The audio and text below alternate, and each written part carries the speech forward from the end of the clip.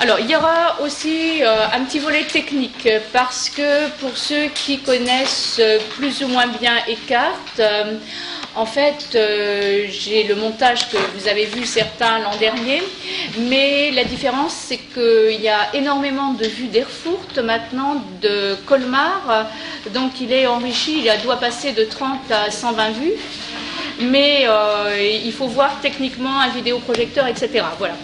Donc ça, on va résoudre les problèmes après. Alors, oui, le frère Rami doit les amener. Oh, oui. Parce que là, moi j'en ai tiré 20. On m'a dit au départ que vous étiez 17. Donc j'ai dit 17, j'en tire 20. Mais apparemment, vous êtes 24. Alors, le Granum, tout le monde doit l'avoir parce qu'il y en a 30 exemplaires. Donc celui-là, il n'y a pas de problème. Mais les autres, il y a 4 exemplaires qu'il est parti faire. Même 5, je pense, parce qu'il a pris un exemplaire, donc il y en a 5 qui manquent. Alors, sinon, vous pouvez vous dire, c'est pas très logique qu'on ait commencé par Tolère et qu'on continue avec Eckhart. Voilà, alors il y a des affaires de train, certes, mais il y a aussi, merci beaucoup, une autre question, c'est que la Trinité est quand même ce qu'il y a de plus difficile, et commencer par Eckhart, vous risquez d'être noyé. Donc, pédagogiquement, commencer par Tolère, par l'art, par les Vierges ouvrantes, c'est très bien. Et si c'est possible, cet après-midi, je vous passerai aussi un montage sur les différentes représentations de la Trinité à l'époque. Si on a le vidéoprojecteur. Alors déjà, pour situer les choses, on peut dire que ce mystère d'amour qu'est la Trinité marque l'originalité du christianisme par rapport aux autres monothéismes.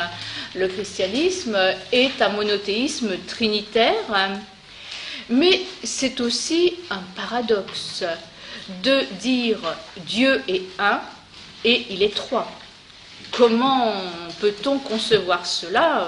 Je dirais, comment un peut-il être trois? À vue humaine, c'est tout à fait impossible, et cela défie les lois des mathématiques, et même quelqu'un comme Nicolas de Cuse, qui a repris la pensée Descartes dans la coïncidence des opposés, ne peut pas justifier 1 égale 3. Alors en fait, c'est qu'il y a l'unité de la nature de Dieu, mais la trinité des personnes, et cela montre que notre Dieu n'est pas un principe abstrait, mais un foyer d'amour et de vie.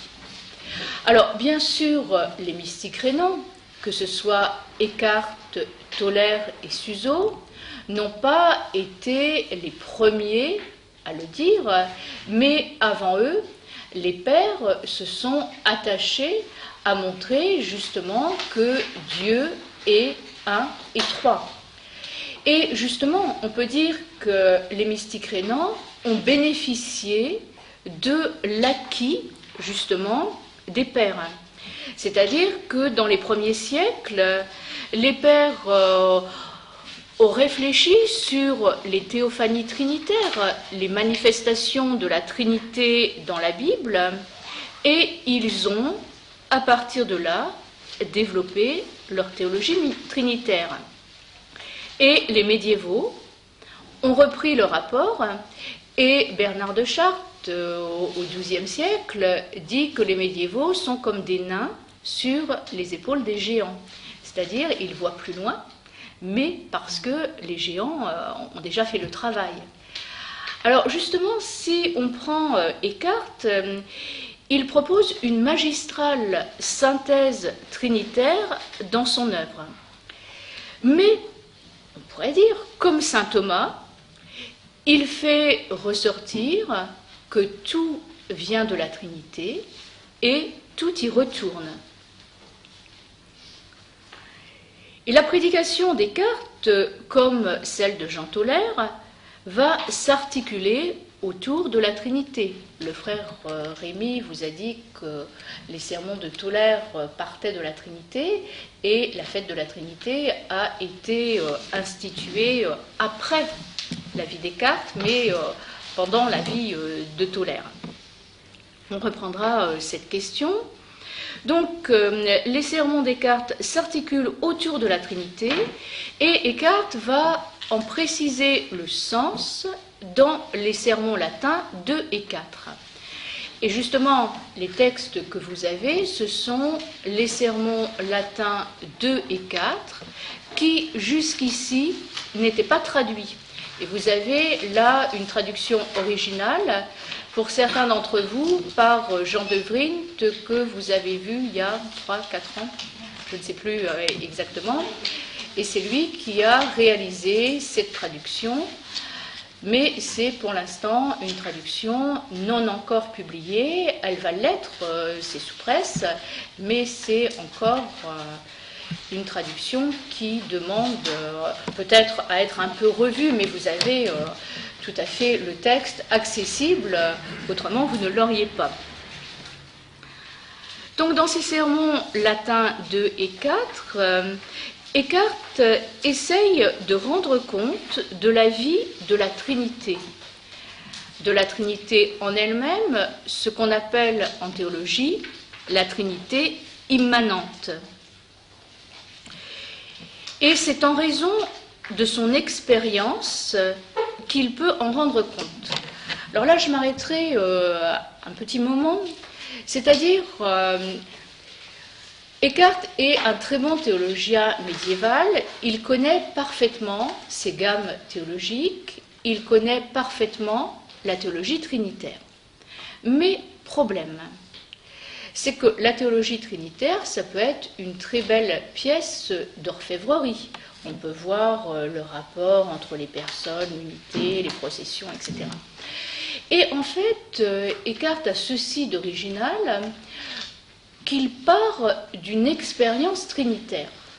Alors, la difficulté avec lui, c'est qu'il ne parle jamais de sa vie, mais il est reconnu comme un mystique. Il a été reconnu comme un mystique dès sa vie et ensuite au XIXe siècle par Franz van Baader. Or, sa mystique est une mystique trinitaire, c'est-à-dire qu'on a l'impression que lui-même est allé au cœur de la Trinité. Alors, comment faire, ça, je ne peux pas vous dire. Mais il y a cette idée qui affleure, vous le verrez, dans le sermon 4 et aussi dans le sermon 71, où il évoque son expérience à travers celle de saint Paul sur le chemin de Damas. C'est-à-dire que lui-même a une expérience de Dieu, mais une expérience du Dieu Trinité. Alors, peut-être certains d'entre vous ont-ils lu la vie de saint Benoît par Grégoire le Grand dans les dialogues. Or, saint Benoît a eu une expérience, lui, de la création. C'est-à-dire qu'à un moment donné, à la fin de sa vie, il a vu toute la création résumée dans un rayon de lumière. Descartes, ça n'a pas été pareil, c'était pour la Trinité. Mais on a l'impression qu'il a été introduit au cœur de la vie trinitaire. Et d'ailleurs, à la fin des sermons 101 à 104, il dit « Entrons dans le silence de la vie trinitaire » et il invite à une expérience analogue. Alors, c'est à la fois l'intérêt, mais aussi la difficulté de sa pensée. C'est l'intérêt parce qu'il va très loin, et plus loin que les autres. C'est la difficulté parce qu'il n'en dit rien. Donc on est amené à dire peut-être cet élément nous permet d'en conclure que, mais c'est pas très facile à ce niveau-là. Donc tout ce qu'on peut retenir, c'est que son expérience, il la relie à travers l'évangile de Saint Jean, et il faudrait aussi parcourir dans son ensemble son commentaire de l'évangile de Saint Jean, comble de chance, il n'est pas traduit non plus. Donc j'en retiendrai certains passages pour notre journée, passages que je vous aurai traduits pour l'occasion, parce que là, on est devant un texte magnifique, mais qui est encore un peu difficile d'accès. Donc son expérience, il la relie à travers l'évangile de Saint Jean, et cette expérience lui montre que par le Fils, par son engendrement perpétuel par le Père et par sa naissance constante en nous, la Trinité, à l'image de laquelle nous sommes créés, nous introduit dans sa vie et réalise progressivement la vie nouvelle. C'est-à-dire que là, c'est tout à fait intéressant. Eckhart a eu l'expérience de la vie trinitaire. Lui-même dit cette expérience très forte et bien sûr unique, mais il la partage. Il dit cette expérience est pour tous. Le Christ est venu nous parler du Père, il nous envoie son esprit, il nous introduit dans la vie trinitaire, et en plus, nous sommes créés à l'image de la Trinité. Donc cette expérience qu'il a eue n'est pas seulement pour lui, mais aussi pour nous, pour que justement on soit introduit à cette création nouvelle. Alors bien sûr, les textes sont parfois difficiles, le vocabulaire de l'époque nous est un peu étranger, mais on pourrait dire que malgré le vocabulaire, sa théologie trinitaire pourrait se résumer par une phrase de Karl Rahner qui disait que la Trinité n'est pas un subtil jeu d'esprit théologique, mais un énoncé qu'on ne saurait absolument pas éluder, et qui signifie que Dieu lui-même, comme le mystère sacré permanent, comme la base incompréhensible de l'existence transcendante de l'homme, n'est pas seulement le Dieu d'infinie distance, mais veut être le Dieu d'absolue proximité en autocommunication vraie. Alors, ce qui est tout à fait intéressant pour Rahner, c'est que justement la Trinité n'est pas un jeu subtil de théologie, mais c'est le mystère même d'amour de Dieu qui se communique et qui se communique par le Fils. Un grand merci. D'accord. Et il y a quelques copies aussi. Oui, ben, il en manquait, donc c'est très bien.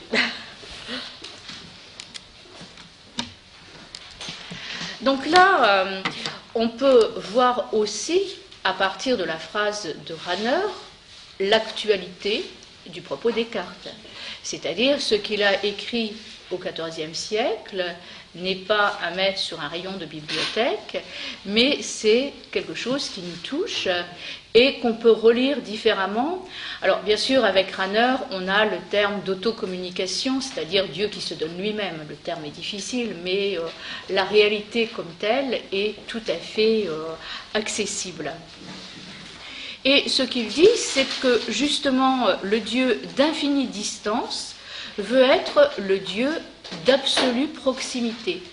C'est-à-dire que le mystère de la Trinité nous semble très lointain, une distance très lointaine, mais en même temps, il est tout à fait proche de nous.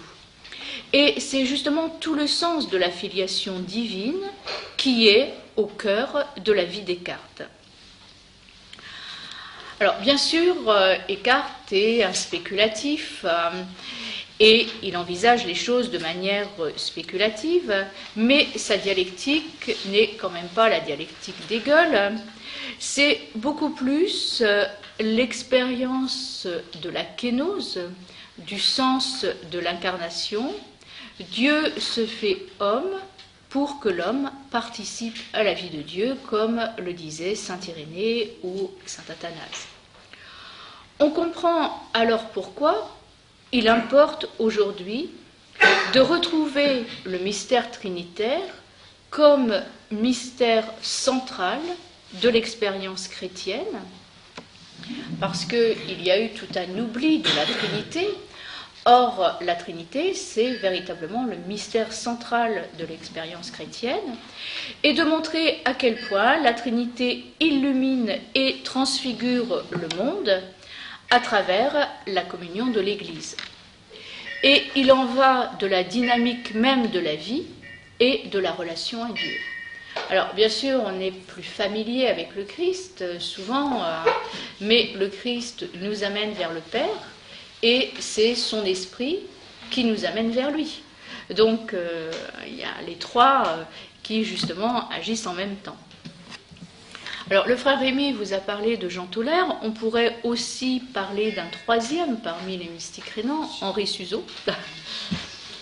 Suzeau qui exhorte lui aussi à la filiation divine avec une méthode pédagogique comme Jean Tolaire, en ayant recours aux images, et il invite à passer de la représentation qu'on a de la Trinité à la vie même de la Trinité pour devenir par grâce, dit-il aussi à la suite de Maxime le Confesseur, ce que Dieu est par nature. Donc on peut dire qu'il y a toute une convergence, Eckhart, Jean Tolaire, Henri Suzeau, et au siècle suivant aussi Nicolas de Cuse, de l'autre côté, c'est-à-dire sur la Moselle cette fois, Nicolas de Cuse qui lui-même donne une autre expression de la théologie trinitaire.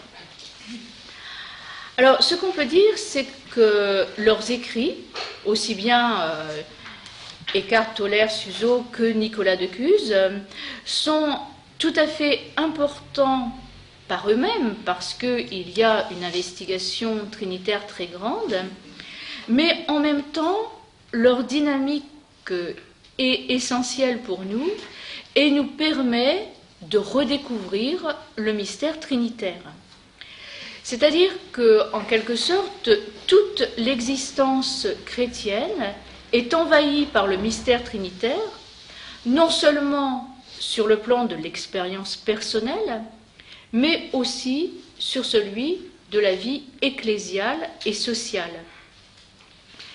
Et là, je reprendrai une réflexion de Bruno Forte qui disait que ce n'est pas un hasard si l'exil de la Trinité, de la théorie et de la praxis des chrétiens s'est reflété par le visibilisme et par le juridisme souvent présent dans la conception de l'Église et a eu des conséquences sur le plan socio-politique.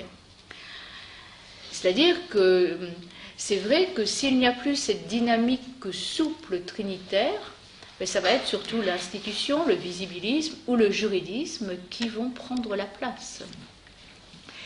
Et par conséquent, dit-il, le retour à la patrie trinitaire se révèle prometteur, autant pour l'ecclésiologie que pour la situation globale du christianisme.